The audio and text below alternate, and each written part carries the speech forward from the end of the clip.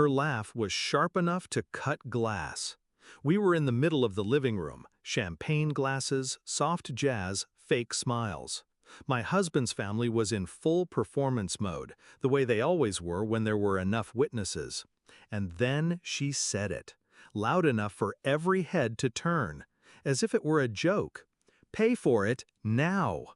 I looked at her, my sister-in-law, red lipstick, eyes glinting with the kind of pleasure only cruelty brings. The room laughed with her, until I stood up, until I said the one sentence that made the laughter die in their throats. 3 years earlier.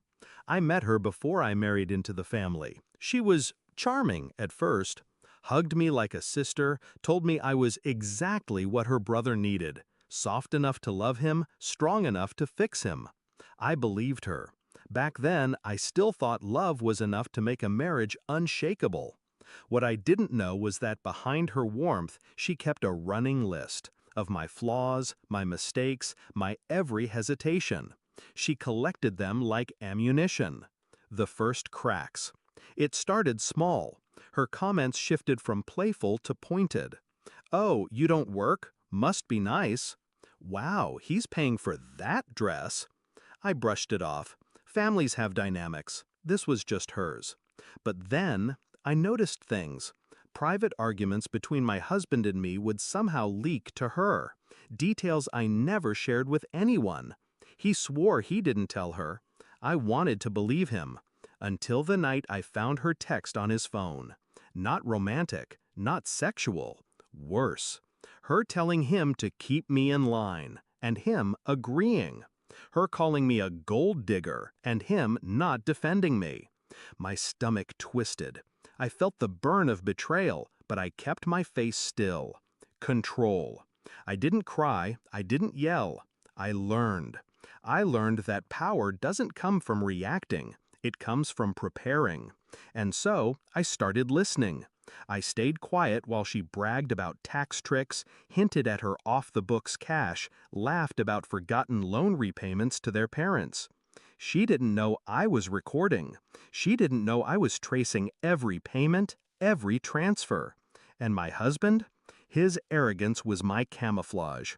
He believed I'd never leave, that I needed him more than he needed me. He forgot I'd once built my own life without him.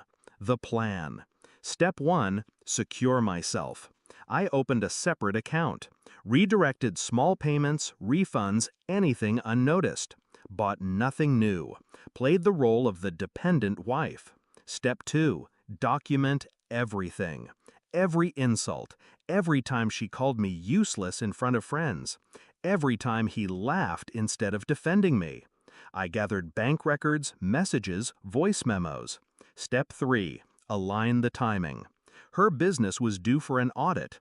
I made sure certain files accidentally reached the right hands. My husband was up for a promotion. I sent an anonymous tip to HR about undisclosed financial ties with his sister's company. The execution. 2 weeks before the family party, the first domino fell. Her bank account froze for investigation.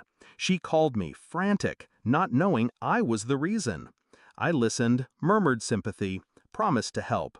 Then my husband's promotion was quietly withdrawn. He raged for days, blaming office politics. I said nothing. All that remained was the public piece, the final scene, the one they'd never forget. Back to the party.